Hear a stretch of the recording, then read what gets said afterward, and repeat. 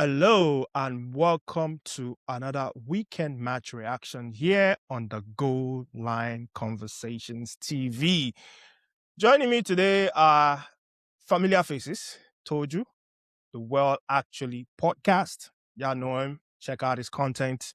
He has dropped his match reaction. He's a passionate Liverpool fan, if you cannot tell by the background. And he will tell you all about what's going on with Liverpool. Next is our very own JJ, ambassador for the Man United fans. What do you call yourself again the last time?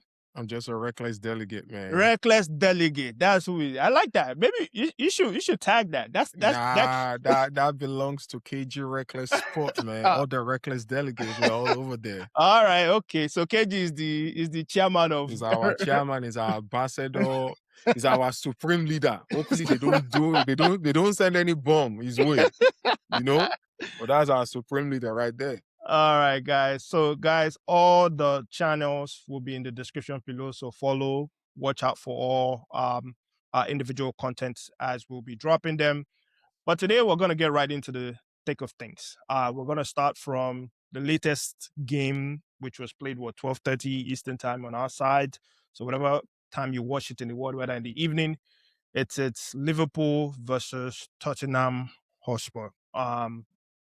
We have Tottenham coming to this game. Tottenham have lost about 6 back-to-back. They have suffered 6 back-to-back defeats. And prior to this game, I thought this was going to be a walk in the park. I was thinking start pads for all the Liverpool players, even the fringe players at best. I saw the lineup. The lineup is where I said, this man, you're a criminal. And I remember I put up a chat. I was like, how did he find a way to bring Gakpo into this formation?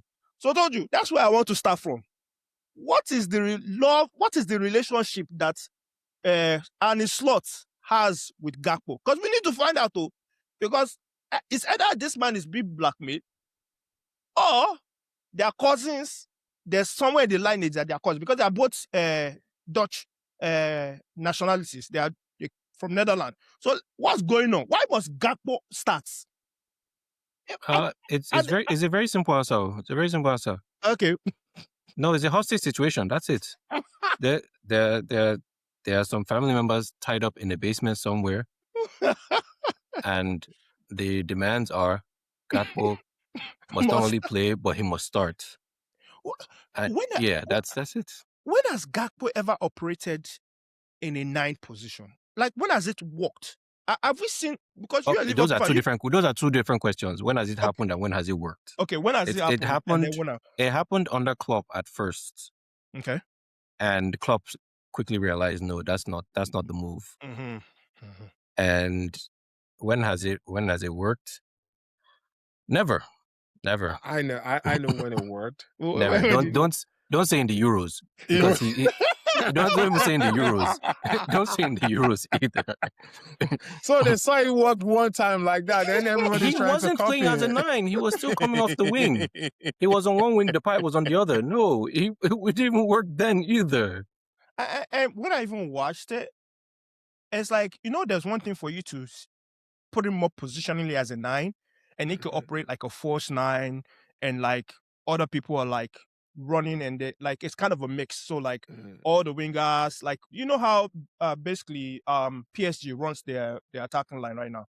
Dembele is positionally being put as a 9, but we all know that he ain't playing a 9. He's more of a false 9. So he comes in deep, receives ball, and then the wingers at the top then play that forward position, and they kind of complement each other. So that's your solution. But when I saw this, even in the game, he literally was positioned as and I was like,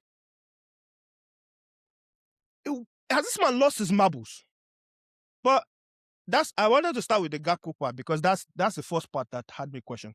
But give us your reaction and take on to that game. Like I mentioned, Tottenham coming into this game, they had lost 6 consecutively. I watched your match reaction and your 5 takes from it. But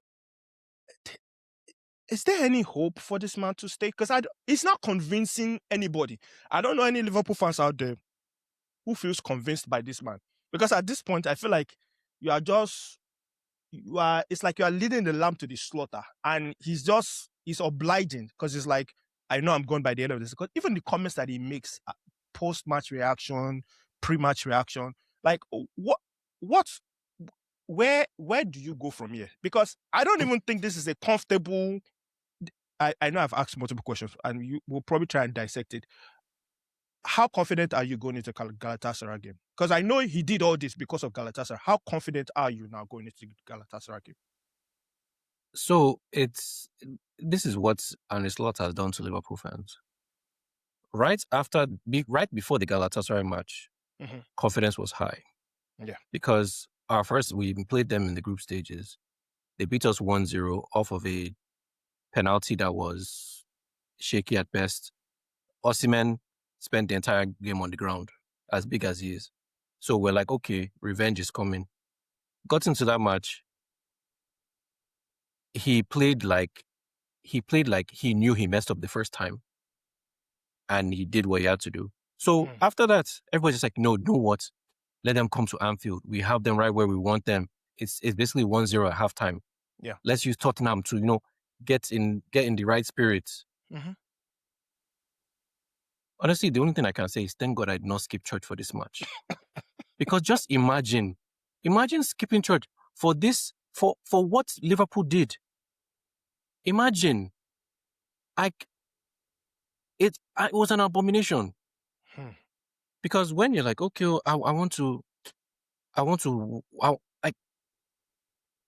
you have hope because you know who the players are. Yeah. And then you lose hope because you know who the manager is. I was watching The Athletic. They were talking about what the biggest difference is between Liverpool now and 2 years ago. Yeah. And it was about how it wasn't just tempo, it was about where the press starts. And they were almost trying to say that, because all the teams have gotten so good about playing out of the back that the press is effectively negated. That look at a team like Tottenham, they play high tempo, and look at where they are. And all that goes to show is that Liverpool can make anybody look good. Yeah. Wow. Okay?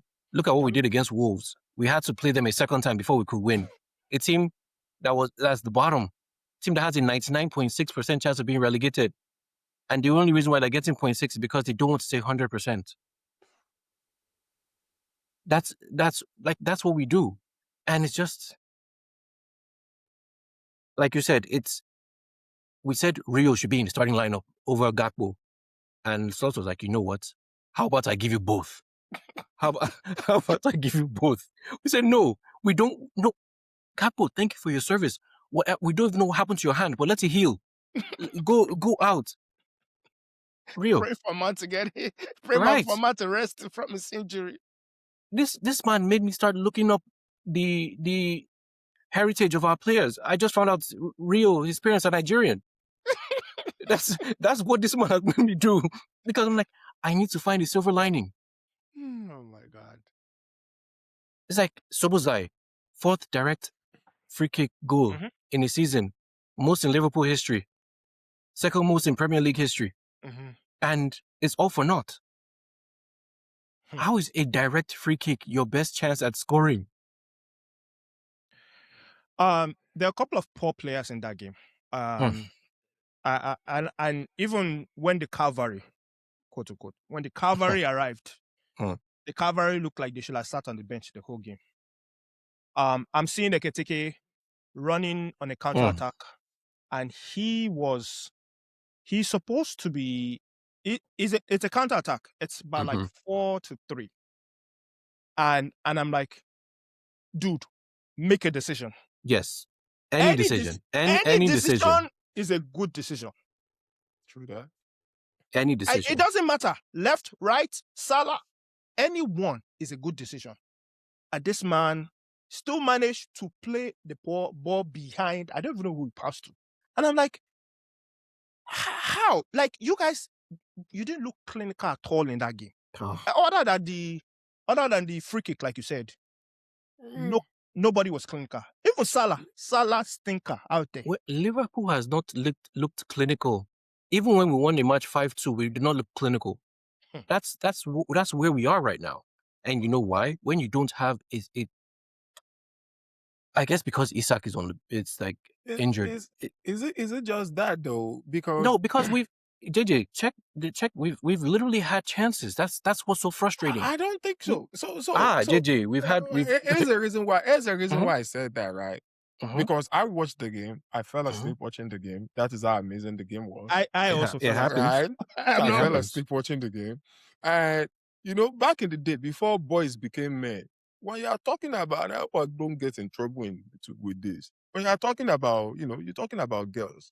You talk about the girl, you talk about the girl. The question they will ask you is, did you eat? Right?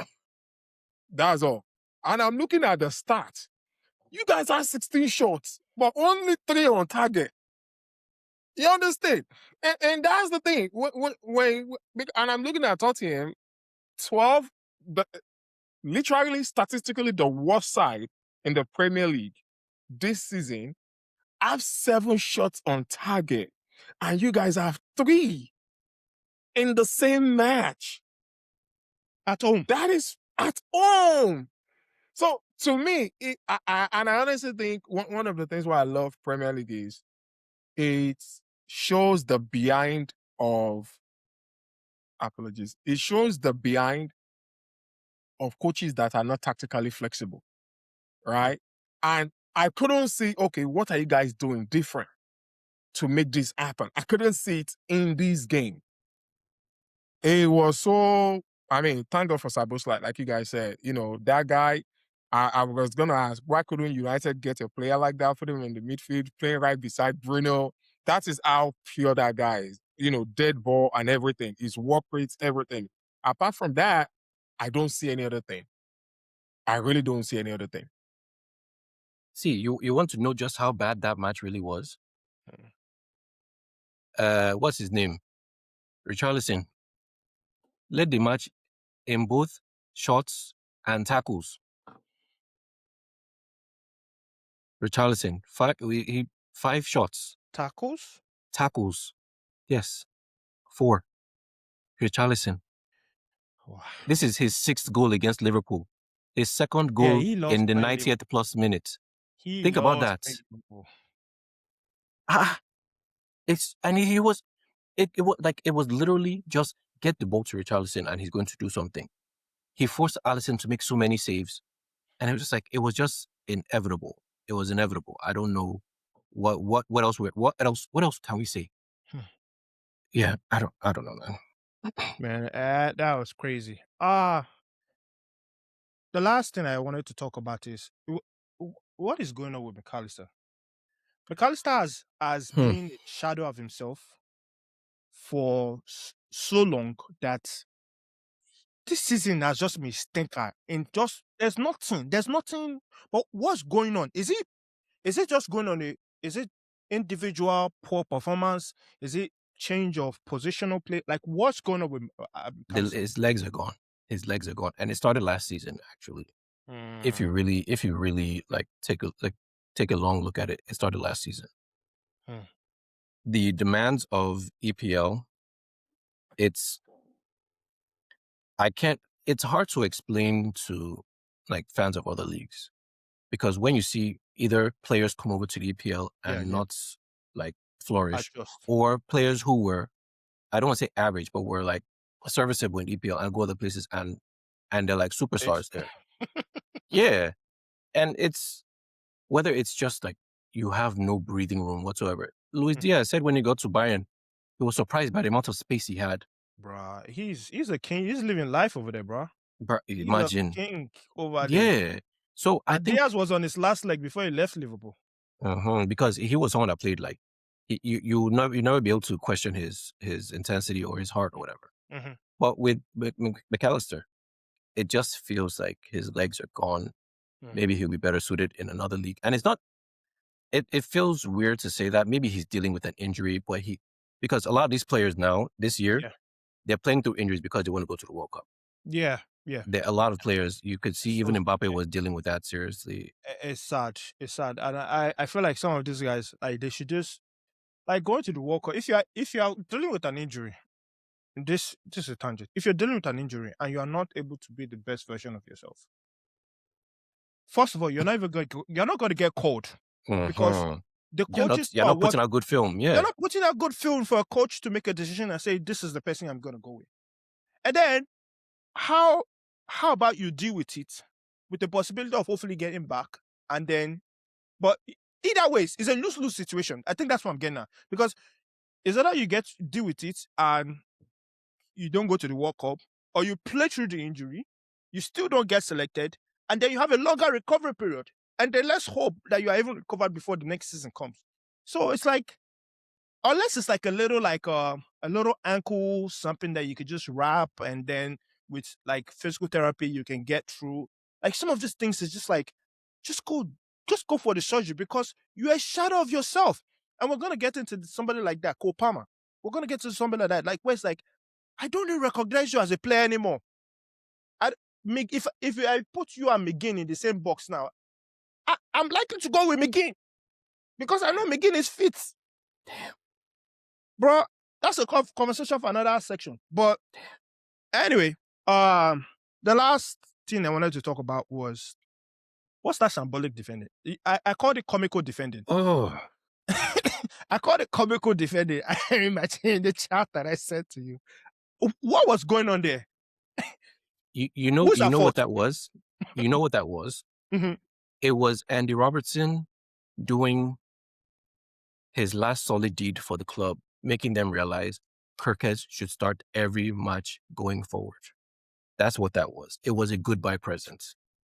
Because it was, and the fault is not just his. So don't get, no, I'm not scapegoating him specifically, because when Slot is talking about what happens, like, oh yeah, all their goals, it almost seemed like he was dismissing it, like all their goals are the same. It's just a long ball and then second ball. I'm like, yes, so it means you should know what to expect and know how to deal with it. Yes. And any kind of header, it's almost like he controlled it for him, because it wrong-footed Van Dijk. Mm-hmm. Like how are you getting the ball, wrong-footing your center back, and then they get past Joe Gomez like he's a traffic cone? And what was Joe Gomez doing there? You left the person that you're supposed to be marking, and then you are literally in no man's land, and you're like, oh, my bad. Like, I don't want to diagnose people, but I think he has ADD. Honestly, because what was that?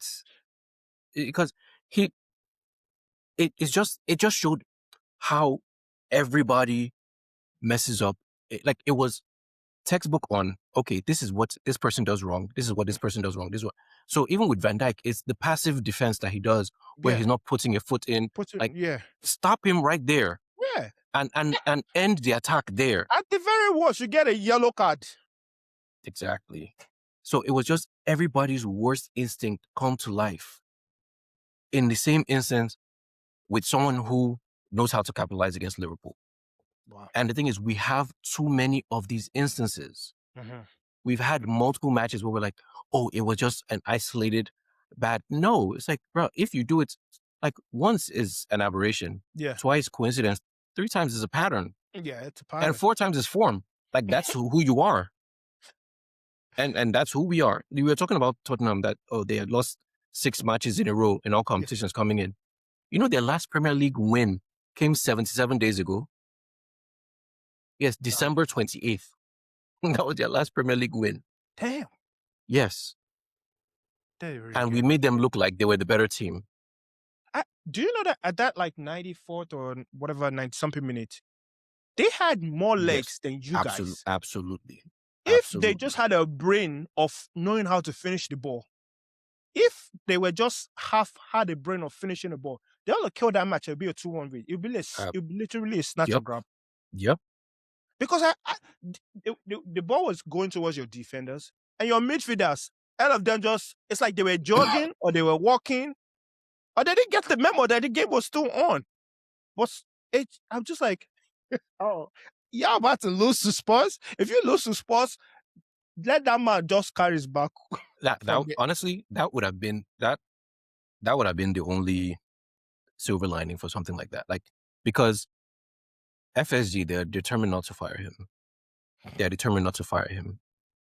And it might not only be Gakpo that like is doing some sort of hostage situation, but they have decided that they're not going He to. might also have something on the FS on the owners Because I themselves. keep saying this thing. If this Xabi Alonso thing goes to the summer, Man City is a real option for him. Yeah.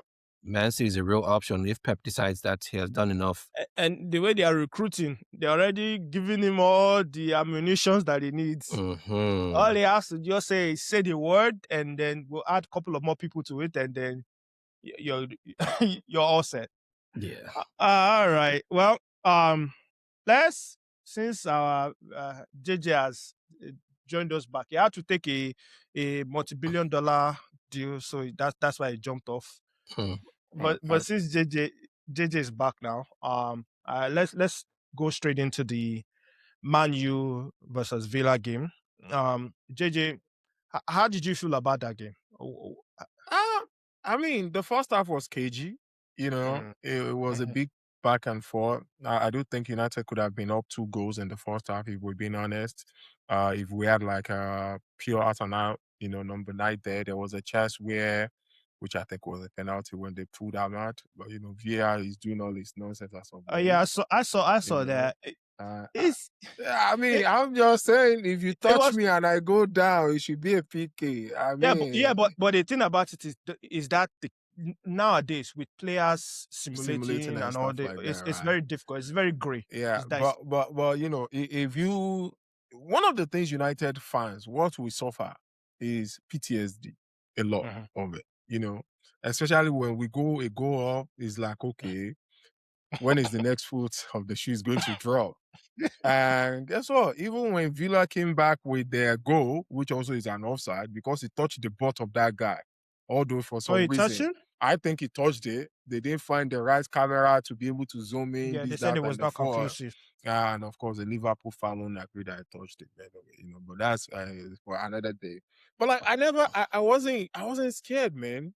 I feel like I thought it was Villa. Villa's their form has been terrible. But guess what? This is the same Villa that beat us under the Satanists, during the last time.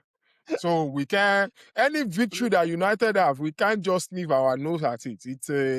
It's incredible. And that game, there's a song I was singing, it should have been 4, right? It should have been 4-1. That last thing that Sesko was caught between whether he should pass or whether he should take I saw that between, right? I'm like, you're a striker.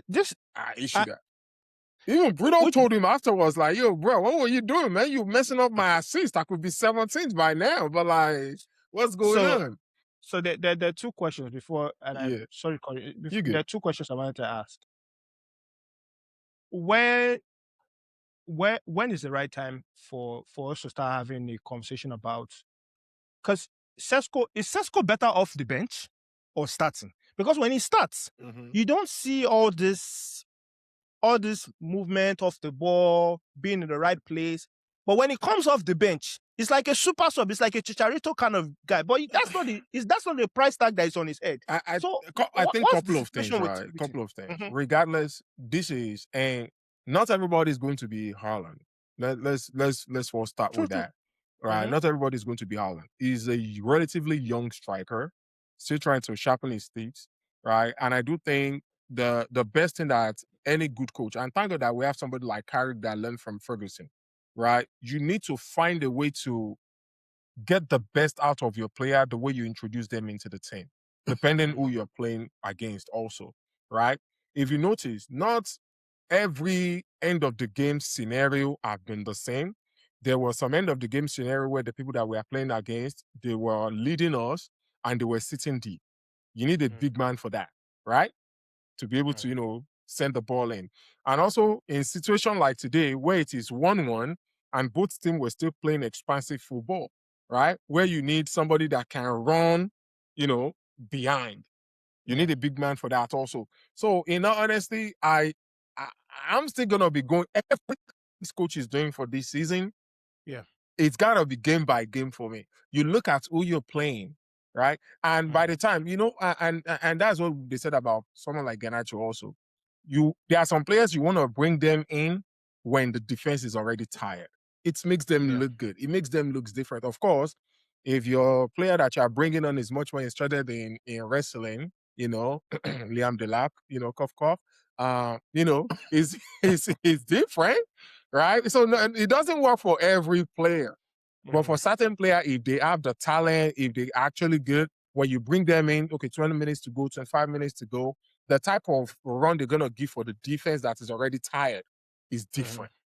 And I do think that, I can't say that's not helping him. I do think that's also bringing out the best out of him in his game. But do you think that as we go into next season, he has to find a different way to adapt to the league? Because you talked about he's a young striker, but he has to find a different way to adapt to the league so that he can fit any type of opponent at your face. Like, yeah, if he like situations where it's like a low block team, you have to know how to peel off, get the ball, and then move. I'll say yes and no. Rather I'll than say just yes being and static. Yes and no. Okay. All right. Okay. Right why? now, how many goals does he have in the Premier League right now? It's double digits now, so 10 probably goals. like 10. Off the bench. Not a full season. Remember the way it was under Amorim? It wasn't even starting like this under Amorim also, right? It wasn't getting the ball. I do think, though, say Amorim are the problem, yeah. I'm not saying he's the problem, but what I do think, even why did I mention his name anyway? What I do think, though, is that I want to see his output increase. I want to see, because of course, we're also going to be, by God's grace, our midweek song is going to be different. You understand?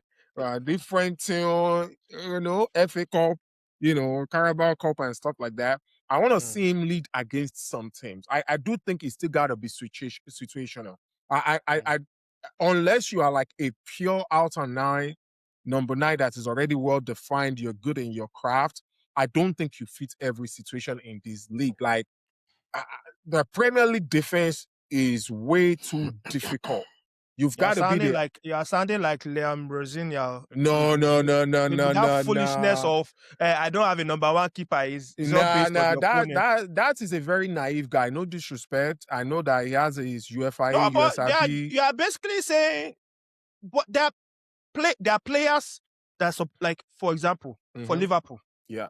Any given 11, it doesn't matter. Any given 11, if Arne Slot does not does a foolishness like he did, any given 11, your number 9 is a Ketike, unless Isak is there. So you see what you said right now? You see what you said? You said unless Isak is there. Isak who's your number 9 now? Hold on. Isak is more established than Ekitike, right, in the league. He probably has played, and also, no disrespect to Isak, when he was playing against Newcastle, let's look at the opposition that he was playing. The way teams sit against Liverpool is not the way team was sitting against Newcastle. You understand? Middle of the table teams comes to play expensive, so you could see him running behind, you could see all of that. But my point that I'm trying to go to is that as the season progresses, right, you want to see the maturity. You understand? You want to see the maturity. And hopefully, because even look at the United game today, we crossed the ball more into the 18-yard box when we have a 5'9" on Bruno there compared to when a 6'5" player was there. You understand? So hopefully the team around him will also grow, which will also try to bring out the best out of him. Okay. That's what you're saying. So you're talking about and more do time, not compare to your coach. Your coach, like, in all honesty, you take the number 1 keeper that have been saving you all season. We'll come just because you want an Onana light, a light-skinned Onana to pass the ball. We'll come to that fraudulent crypto investor later. We'll come to it later. That's what I call him. He's a fraudulent crypto investor. But we'll come to him later. Let's talk about Bruno. Bruno has now surpassed David Beckham. David Beckham as the most assists of all time. For Premier League, not for Premier League, for Man United. Man United, most assists. He's getting very close to those Thierry Henry, De Bruyne numbers. I think he has 5 goals left, right? It's 21 assists, right? Yeah, he's 16 right now. It's supposed to be 20. Yeah, 4 to tie, 5 to surpass. And you have how many games left? Like 7? Yeah, we have So do you think it's gonna actually? It's games left to go.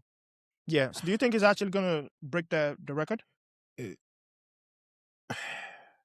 At the very least, I think he ties it. Okay. Toju, what are your thoughts about that?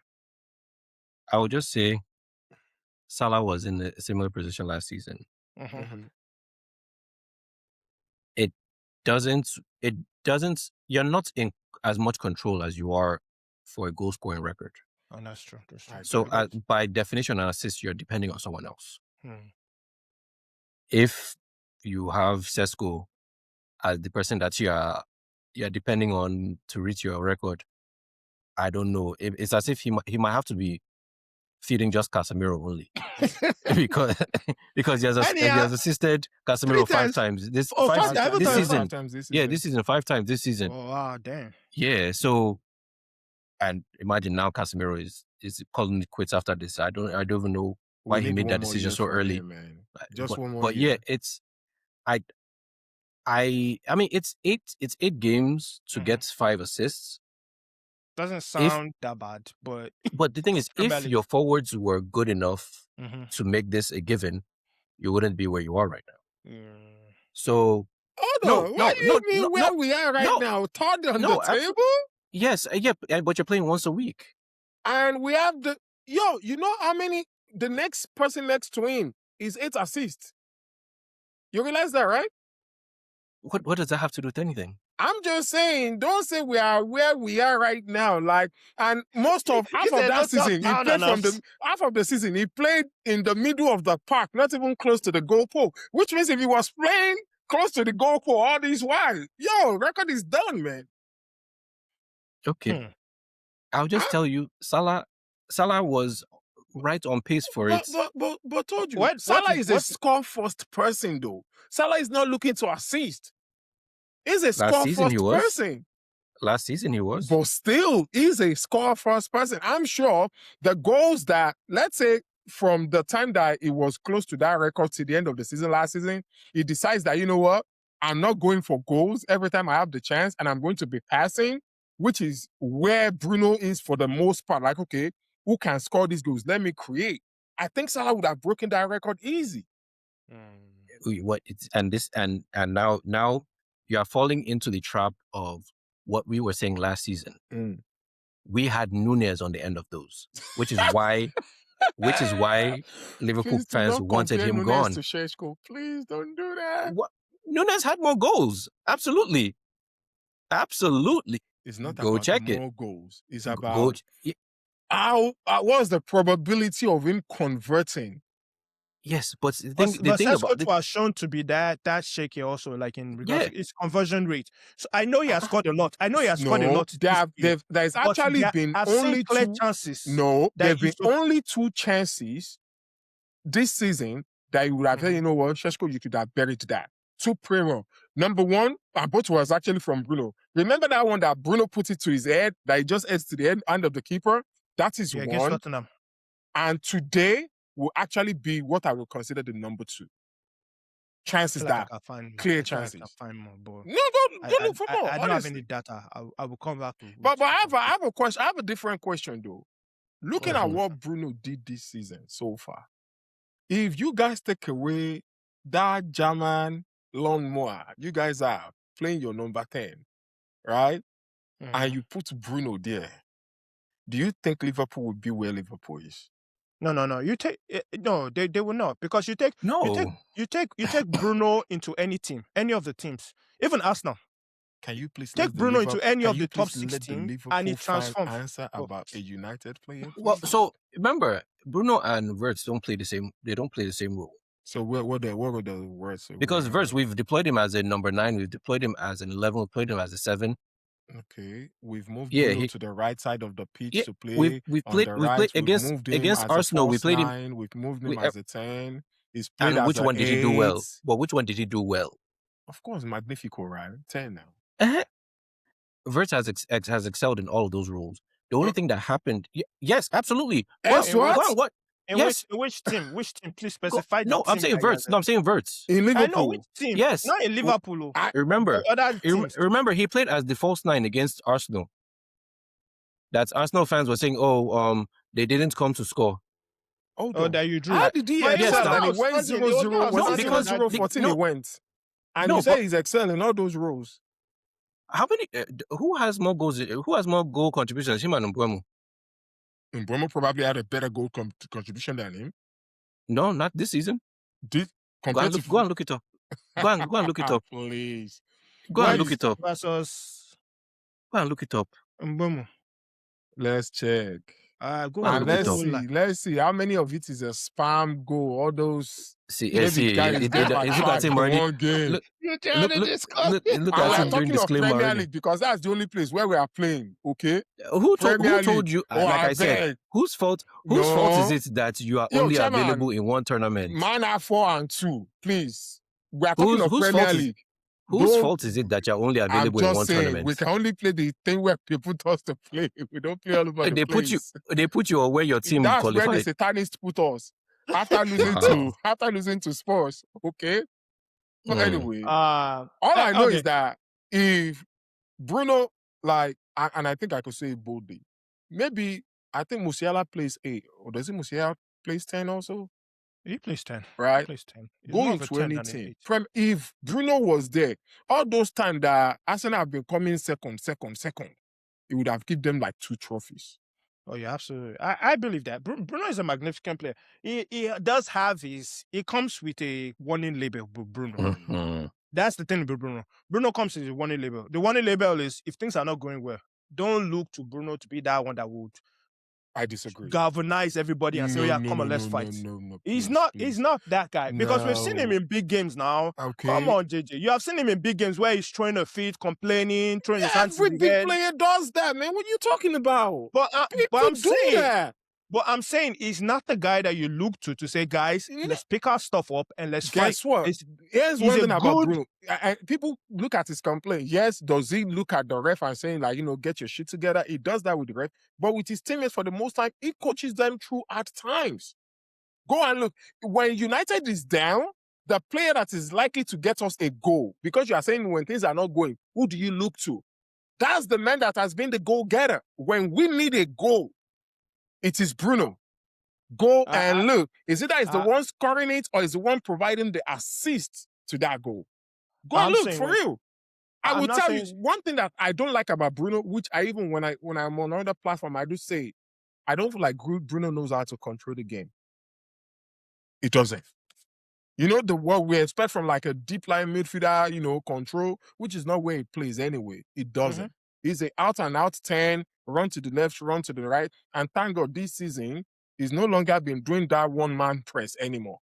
But anyway, man, I can't be up high on this table and be doing some argument anyway. So let's go to other teams. Last question is: Yes, sir. so you feel confident that you have secured that third position? Does everybody agree that they've secured that third position, or do we have doubts? I'm confident that I've secured Champions League for this year. Okay, Toju, what's your take on it? Have they secured third position? Bruh, eight matches. Bruh, too many things can happen in 8 matches. I'm not confident in anything. I'm not confident. I'm not confident in anything. The reason why I'm confident that they secured the third position is they have one game a week, literally. They have one thing to look forward to and play to. Other teams that are around them, Chelsea, Liverpool, Villa. I mean, in 2 weeks, you guys are about to have one game in a week too. So what's the complaint? Who will have one game? You guys in about 2 weeks. In which 2 weeks? We are still in FA Cup. Okay. Have you forgot that? Because Grimsby eliminated you before. So hold on, FA Cup. You guys are already out of the Champions League. Just play your kids, the ones that you guys have kidnapped. Play them in the second leg against PSG. It doesn't matter. As of today, we are still playing in 3. I think Carabao. You guys are already out of Carabao, right? So because there's only one final. In 2 weeks. In 2 weeks, about 6 games to go. You guys will also have one game a week. Then we see what you guys do with it. Port Vale will beat us. I don't know. I'll be whatever their name is. Guess what? We never saw that Spurs, withdraw with Liverpool either, but here we are. At least we're in the same competition now. Please. Same league. I don't want to catch the virus that you people caught when Grimsby beat you. We don't participate in that. We have been broken from that kind of breaking news. We don't need that kind of breaking news. Anyway, but I feel confident that you guys are secured the third position. That's kind of where I take it. That's where I feel right now. But let's move on to